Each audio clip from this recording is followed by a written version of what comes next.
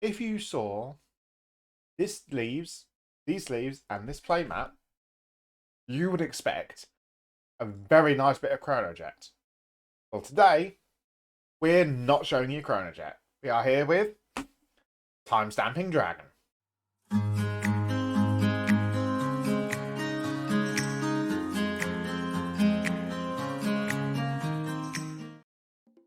Good morning, class. We are here for a very, very fun deck profile. I've just literally come off of playing this a few rounds of this and really enjoying it. So I want to share the list and discuss it a little bit. So I'm going to move this out of the way for the moment. And we're going to quickly go over the ride line. So the ride line, obviously we've got Time-Stamping Dragon was our nice grade 3. Grade 2, we've gone for Gear Rhinos of Barreling Impression. Grade 1 is the Divigating Chopper. And grade 0, we've gone for the Diablos Innocent. So going up, obviously, starter's got his usual skill of if you went second, draw a card. That's never going to change. And same old pretty much. The grade 1 is Divigating Chopper. This comes from the Favanil start deck. And it's got the simple skill of when it's rode upon, you draw a card and then discard a card. So, really nice card. Obviously, it's extra filtering for a deck that is wanting to see a certain few pieces. And obviously, this activates our cycle card of when it's discarded during your ride phase, Soul Blast 1, bot deck it and draw a card. This is an extra chance to draw into it and discard it. So, really nice to have. The grade 2 Gear Rhinos got the skill of when it's rode up, when you would ride up into something, you can Soul Blast 1 instead of discarding a card. So this lets us access our grade 3 for a Soul Blast. And if we've Soul Blasted this out with a skill, use this to Soul Blast out this gets our 2 in drop to activate our Carbuncle straight away, which is really good to have. But they're not important for this deck. What makes this deck important is the grade 3 from the ride line, which is the Time-Stamping Dragon. So Time-Stamping Dragon's got 2 different skills. First one is Auto Vanguard Circle. When this unit attacks a Vanguard, you can Count Blast 1, choose one of your rear guards with a different card name to a card in your bind zone, and then bind it. If your opponent's Vanguard is grade 3 or greater, you can choose two of your rear guards with different card names instead. But it's the second skill that combos off with that makes it really good. This is Auto Rearguard Circle. When your rearguard is bound by this unit's ability, if the original unit grade is grade 3 or greater, this card gets Triple Drive. If it was a grade 2 or less, you search your deck for up to 1 card with a grade +1, call it to Rearguard Circle, and it gets power plus 10,000 until end of the turn, and then shuffle the deck. So, 2 things to note here, which is really interesting. The Triple Drive is an actual Triple Drive, not a grade +1. So, Elementaria Sanctitude does work against this card. But this is 5 attacks for a simple counterblast. And it's really interesting of how you do it, and you can combo off getting multiple different units you need for the situation. And because of the different names, this hints already that this is going to be a Highlander style deck. So lots of interesting stuff to see. But that's enough of the ride line. Let's move into the grade 3s first. So grade 3s, we've got some multiple different options here. And we're going to start off with the obvious 3 extra Persona rides, because Persona riding is really good. We're then going to go into some one-offs. We've got the Causality Dragon, Crucial Dragon. We've got our good old, I don't remember her name, the Moon Somersault Miroslava. Really nice card. Then we've got a nice order next in Cage of Furious Stars. We've got our Regulus piece of the deck, which we've gone for a nice Gratias Gradle. And then the final card, which is a 2-of for the deck, is good old Batlingrog of Corheal Realm. Corheal. It's a hard word to pronounce, I don't like it. So start from top down. Crucial Dragon has got 2 different skills. First one being he's continuous. If your opponent drive checked or damage checked a trigger, he gains 10k, which is really good for scaling in the deck. But his second skill really gets to combo off nicely in this deck with how the attack patterns go.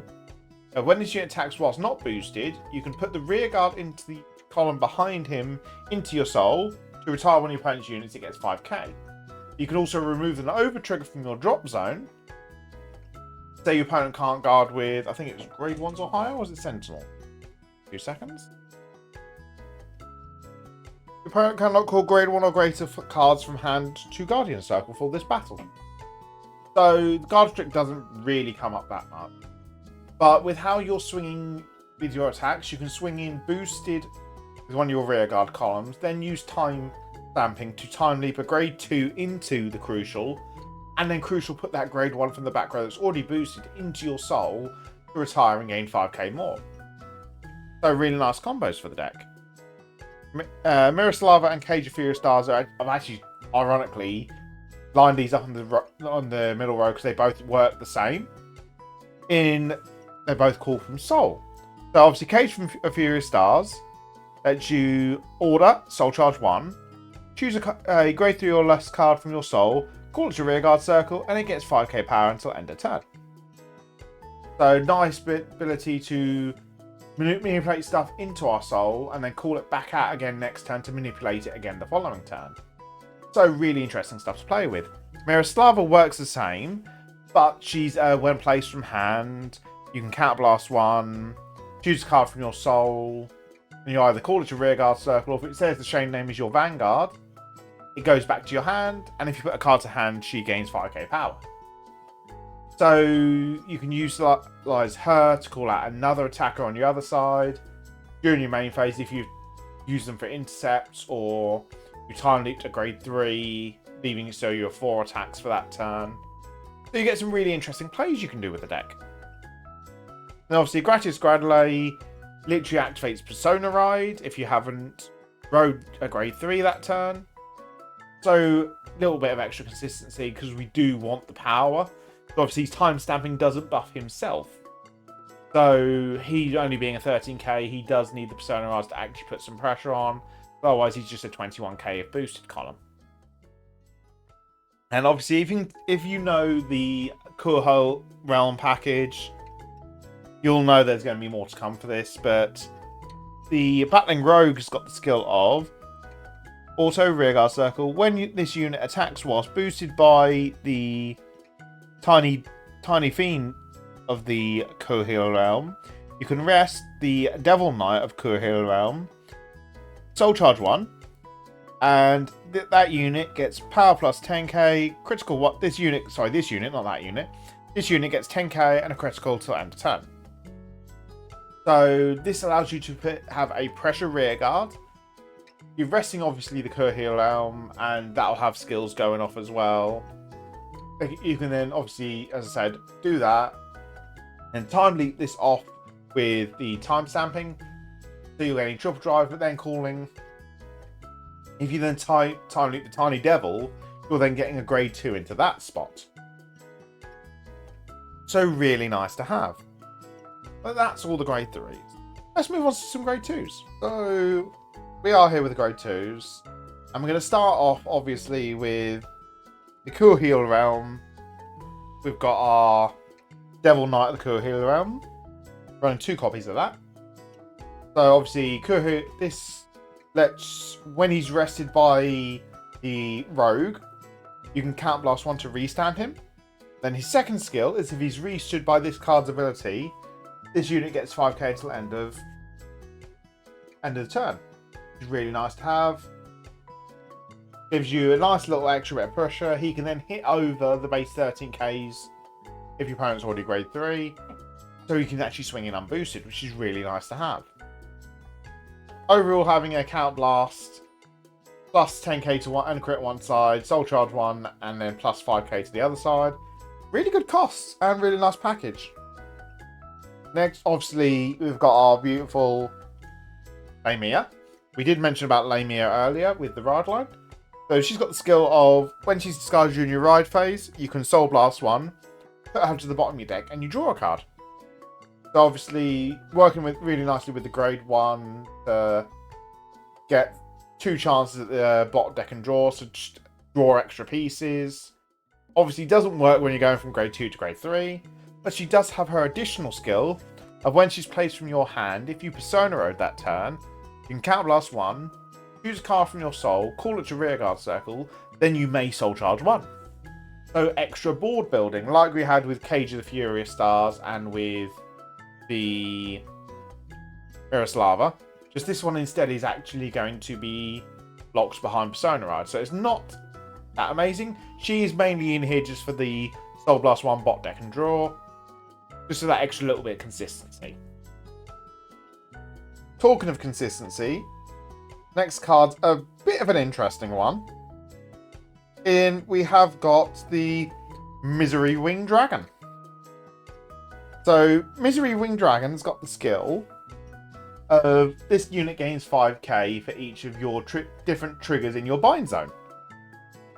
And then, when placed, if you've got 2 different triggers in your bind zone, you can Soul Blast 2 to draw a card. So, obviously, this is in this deck for the fact of we can bind triggers with our time stamping to cool grade 1s, which I do actually, in my testing, I was doing quite a bit on the grade 3 turn. I was time leaping a grade 1 into a Brainwash Swirler, so I can then Soul Charge 1, it'd be a 23k Brainwash Swirler, and get into combo off. So obviously putting the trigger in the bind, we've got other cards that also bind our triggers. So getting the 2 in there, 2 different triggers in there for your draw and your plus 10k, really nice. Plus doing this in the battle phase, off of the time stamping skill, makes him a 30k, 40k on Persona Road, which is really big numbers. Then, talking of triggers in Bind Zone, we do also have our Byakuya Manticore. This is a bit of the Unica support this time, because obviously we've gone from Omnigruzio support to Unicas. And it's got the continuous rearguard circle. During your turn, if your Bind Zone has 2 or more trigger cards, trigger units, this unit gets power plus 10k. So another 20k, 30k, 40k beat stick if called off of the time stamping. So really nice to have. That is literally all he's there for, just being a beat stick. Then we go into more of our combo pieces. First one up is our beautiful Desired Devil Keenan. So Keenan's got the interesting skill of also, when this unit is placed on rearguard circle during your main phase, you can Counterblast 1, you've got top card your deck, and call it to rearguard circle. And at the end of the turn, retire that unit.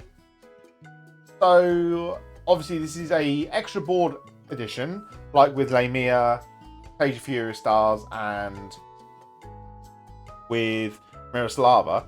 But this one's random and does call from top deck. It does retire, but the retire doesn't matter because whatever you call off this, you're just going to time leap away with time stamping. So you're not actually losing that out with that negative. So really nice to have. This doesn't care where it's called from either. So you could Cage your Furious Stars into this, into something else, which I did do this evening in one of my test games. And it literally built a board out of nothing, and it was really fun to do. Talking of stuff I did in the test games, it was really fun. We're going to the next card, which is the brilliant Gunfire Colossus. This has got the skill of, when this unit is placed on rearguard circle by your Vanguard's ability, you can Counterblast 1, draw a card, and this unit gets 5k until end of turn. Second skill doesn't matter because it needs a grade 4 Vanguard, so it doesn't work with this deck.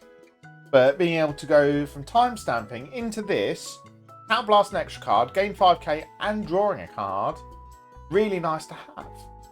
Because the one thing this doesn't really have outside of a few niche bits is doesn't really plus. Obviously time stamping, if you're binding a grade 3, you are plussing, Obviously, you're not actually gaining 5 attacks, you're losing a bit of pressure that way. So having the draw is really nice. Which, talking of draws and plussing, our final card is our set 11 cycle card in Oriens. So Orien's got 2 different skills. First one being, when this unit is placed on the rearguard circle other than by a unit's ability, if you played a normal order this turn, Soul Blast 1, look at the top 5 cards of your deck, choose up to 1 card with grade less than or equal to your Vanguard, pull it to rearguard circle, then shuffle your deck. So with our Cage of Fury Stars and our Gratius Gradley, we do get a chance to do that. But the main reason she's in here is actually for her second skill. In when this unit attacks a Vanguard, you can Soul Blast, Grey 3 or Greater Vanguard, sorry, you can Soul Blast 3, draw a card, and this unit gets 5,000 power until end of turn. So this is more draw power again, so we're actually getting 2+. This deck really does generate a nice chunk of soul very quickly, especially when you look at the grade 1s. So having this in here just to use that soul for extra draw power is really nice to have. But that's all the grade 2s. Let's move on to grade 1s next. Alright, grade 1 time. We're going to start off with the obvious. I run 4 PGs, 1 being a Sanctitude. Because PGs are needed, you must have them. Then, following on with the Kuhila Realm package, we do have our final part, which is the Tiny Devil of the Kuhila Realm. So this has got the skill of, when it's placed on rearguard circle, you can Soul Blast 1, look at top 5, look for a Kuhila Realm card, and add it to your hand, then shuffle your deck. So, really nice to have. It can search itself, which actually did come up in one of my games, because the only card I found was another copy of itself. But obviously, with us, we don't run many, so it's not much of a plus. A chance to hit, sorry, not so much of a plus. 5, when you're playing 1 down, if all 5 are still in deck, you're looking 5 and 30 odd cards. The chances are low, but if you do hit it, it's nice. Obviously, the later the game goes, if you've still got bits in your deck, extra deck compression is always nice to have. Then for one-offs, we've got our Carbuncle in the purple Jeweled Beast Almathis. And this has got the skill of 2 skills actually.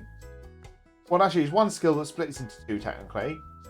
When this unit is placed on rearguard or guardian circle, you can choose 2 cards from your ride line and return them back from your soul or drop zone and return them back to your ride deck face up.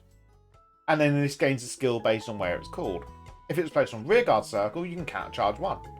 If it is placed on guardian circle, it gets 15k shield. So 20k shield is really nice for the deck, but the countercharge, however, is amazing. You can't blast 1 every turn for your time stamping dragon. If you're using the rogue of the Kuhila Realm, that's another counter blast. Other skills that you could be using, Miroslava, their counter blast as well. So it does build up. So having this to countercharge, sorry, you can tuck this into soul, call it back out again with something like Cage of Fury Stars, Miroslava, or the Lameir.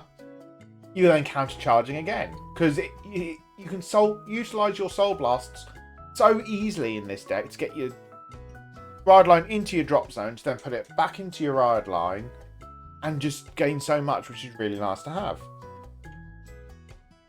We've also mentioned him earlier, so might as well pop him down now, and that is Mr. Brainwash Swirler. So Brainwash Swirler, obviously been in the game for a long time now.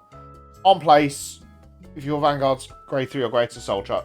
When he's placed on rearguard circle, Soul Charge 1. It's the second skill that's got the restriction to you being grade 3 or greater.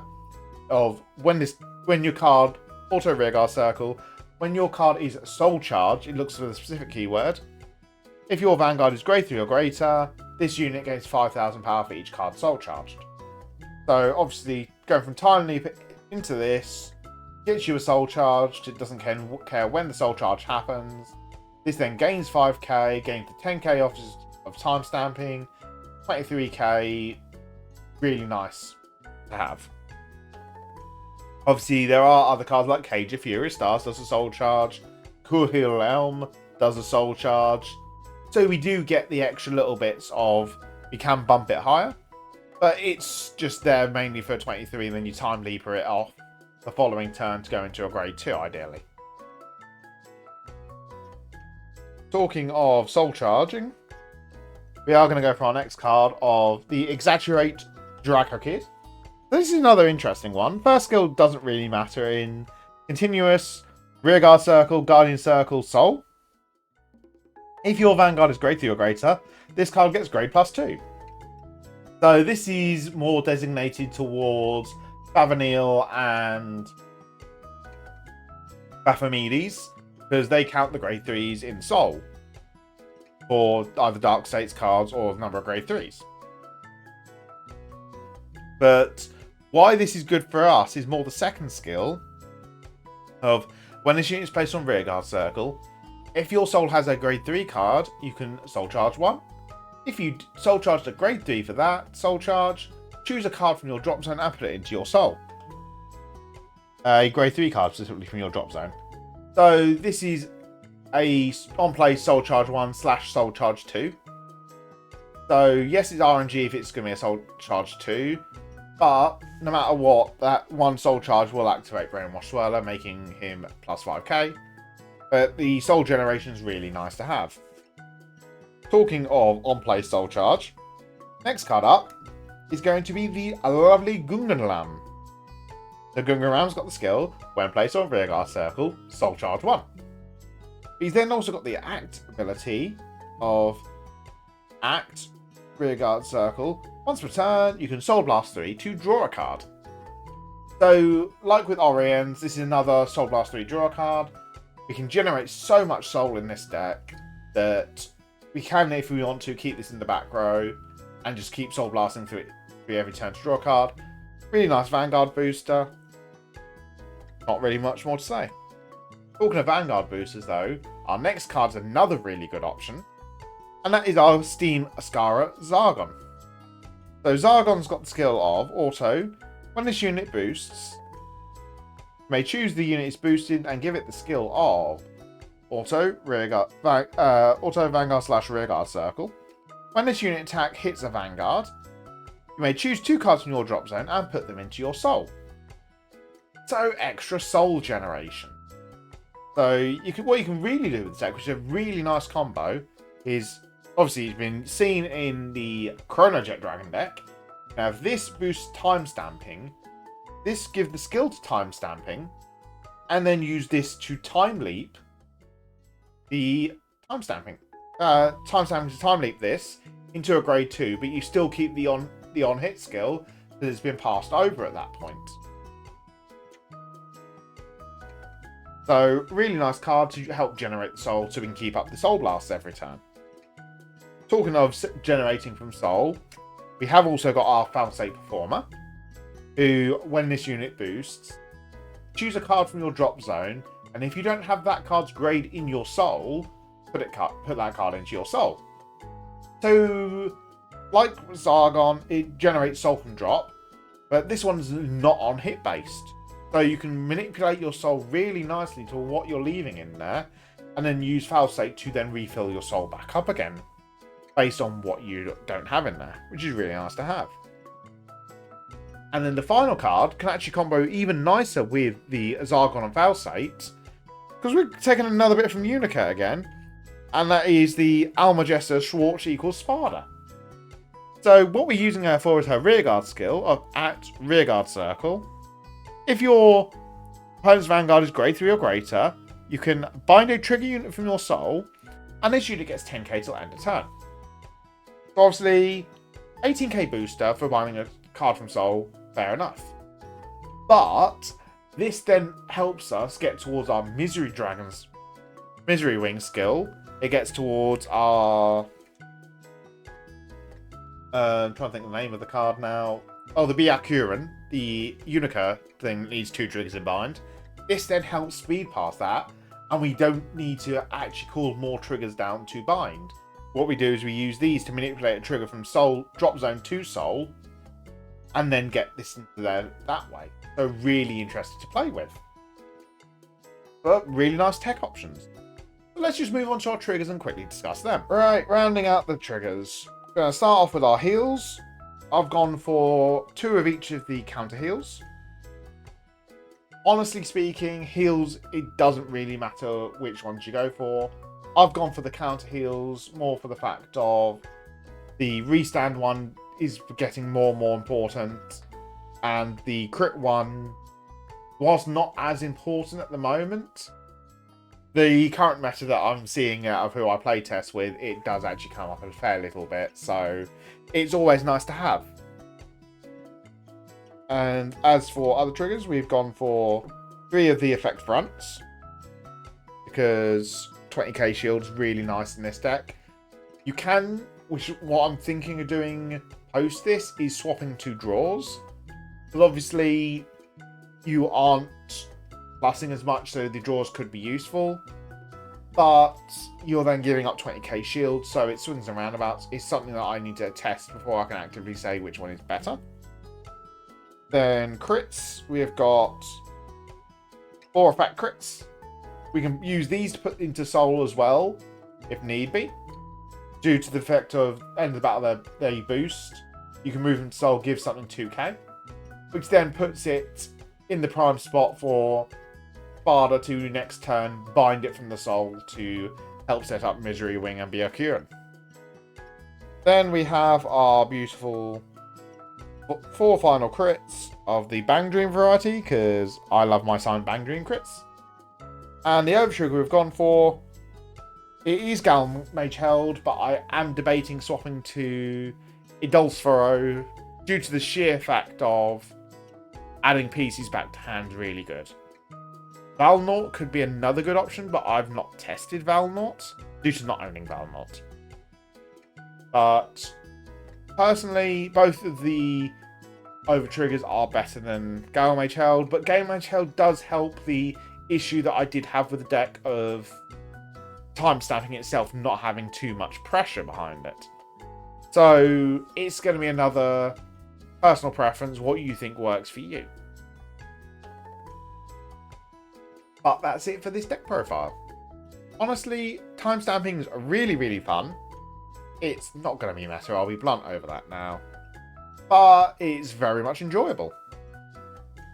And that's it for this video. If you haven't done so already, please do like and subscribe. It very much does help the channel. And I'll catch you guys in the next video. Bye bye.